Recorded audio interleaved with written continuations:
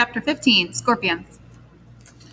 So what are you going to do? Tito and Jamal stood on the corner of the school. I'm going to take the gun back over to Mac and tell him I don't want to be in the Scorpions no more, Jamal said. Why are you going to do it now? Why don't you wait until after school? I told you what Indian said at the store, man, Jamal said. I think he's looking for a way to chump me off so he can take over the Scorpions. If he's trying to mess with me, I'm going to mess with him. I don't want you shooting nobody, Jamal. Are you coming with me? How come you can't wait? Tito's voice sounded whiny. Because I want to find Mac and give him the gun and tell him before I see Indian. Tito looked toward the school. Okay. You don't have to come if you don't want to, Jamal said. Why you always got to say that? Don't I always come with you? Well, come on then. You got the gun now? Yeah. The crack house was the only store on the whole block that never closed up. Jamal had heard it that in the back, behind the plyboard and the curtains, there was a room made of steel where the crack dealers put the crack in the little vials. One of the guys sitting in the folding chairs outside the house was eating scrambled eggs and potatoes from a silver tinfoil dish. He was dark, with long hair and an earring in his left ear. He stopped Jamal and Tito by putting his leg across the door. What you all want? We're looking for Mac, Jamal said. Ain't no Mac around here, was the quick answer. The guy put a big forkful of eggs in his mouth. I'm going in to look around, Jamal said. Yo, man, the long-headed lookout pointed toward the avenue. All you got to do is relax your little butt, and the wind will blow you down the street. If you keep your little narrow butt up tight, then I'll kick it down the street. Jamal took the gun from his coat pocket and put it in his belt. I don't like to be messed with, man, Jamal said. Are you threatening me? The guy put his breakfast down on the ground next to him. Are you threatening me? Who are you? I'm with the Scorpions, Jamal said. The Scorpions? I thought Mac wasn't with the Scorpions anymore. That's what Indian said. Well, that's not what I said. Jamal straightened up and tried to look taller. The guy looked at Jamal, then picked up his breakfast. He called into the darkness of the store. Hey, Tony, come here a minute. What's up? Tony was blade thin with red, slicked-back hair. He came to the door holding a two-way radio. They're looking for Mac. You seen him? Yeah, he's in the park with all the other winos, Tony said. You got it, little brothers. The guy eating his breakfast leaned his chair back against the building. The morning was just starting good. A few people were moving. 2 women, one pregnant, were pushing a shopping cart full of clothes into the laundromat. Some kids, already late for school, were sauntering slowly down toward 120th Street. A short black man who looked as if he were wearing makeup was opening the gates of the Audrey Woods funeral parlor. But most of the people were just hanging out. Some teenagers were gathering on a stoop halfway down the block. The older men had already claimed the 2 corners in the avenue and were calling across the street to one another. I don't like this park, man, Tito spoke under his breath to Jamal. How come? You got guys laying on the grass, you got guys laying on the ground, you even got some women lying around in here.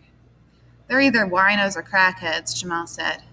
They look like they're thrown away people, Tito said. That makes me scared. I don't want to be no thrown away guy.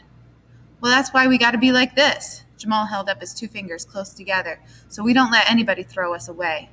Hey, there goes Mac. Tito nodded toward a bench where several men and 2 boys sat. Jamal took a deep breath and went over to see him. We got to talk, Jamal said. Hey, I got to talk to you too, Mac said. He led them away from the bench he had been sitting on.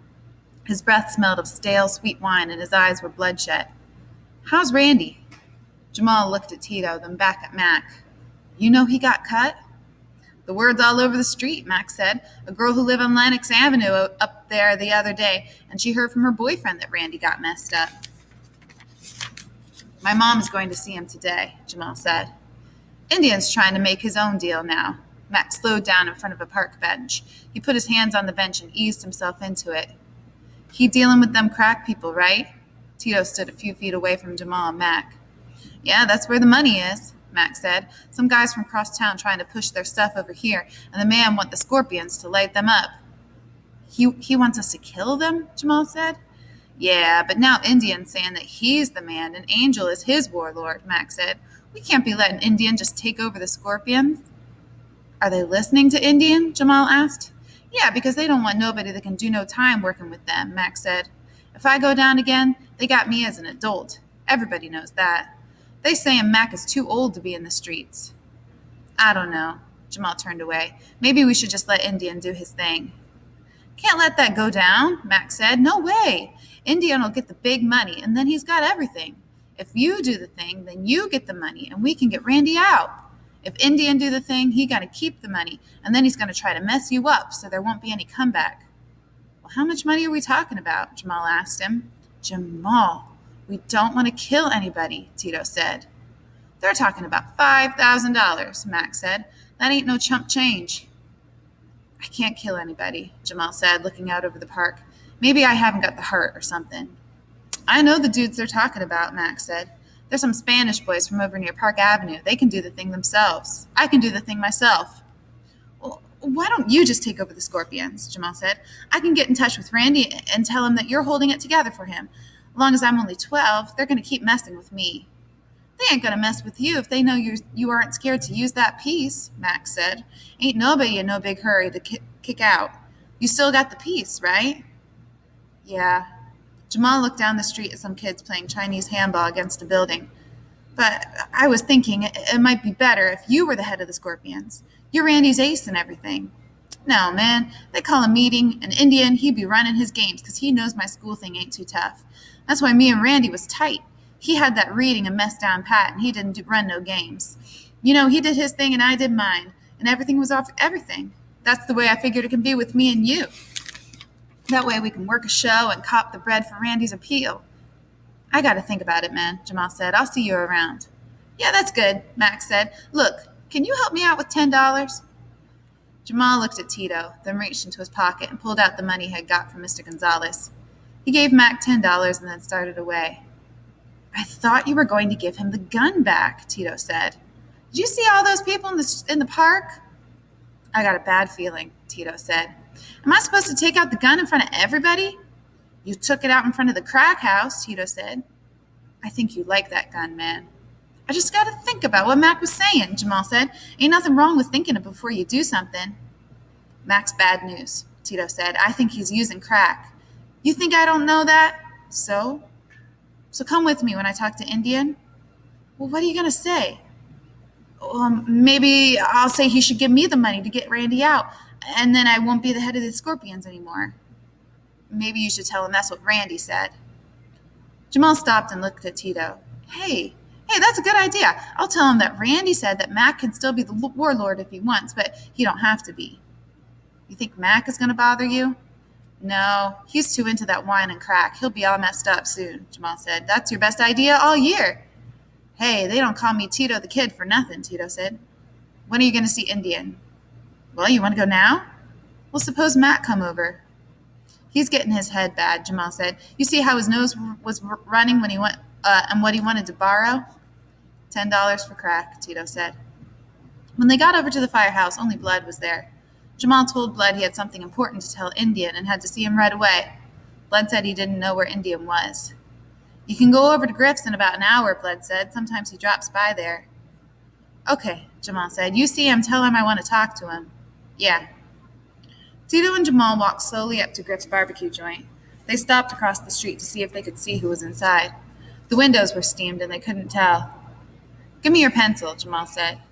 Tito gave him his pencil and Jamal wrote down the telephone number next to the We Deliver sign.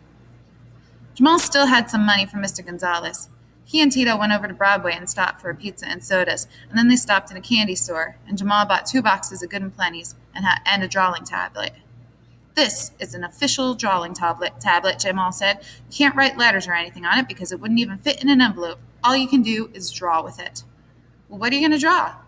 Maybe I'll draw you, Jamal said, and if it comes out real good, I'll give it to Abuela. Or you could give it to Sassy. Sassy? I wouldn't even give her a picture. How come? You got to give pictures to people who like pictures and stuff, Jamal said. You take my father. He doesn't like pictures.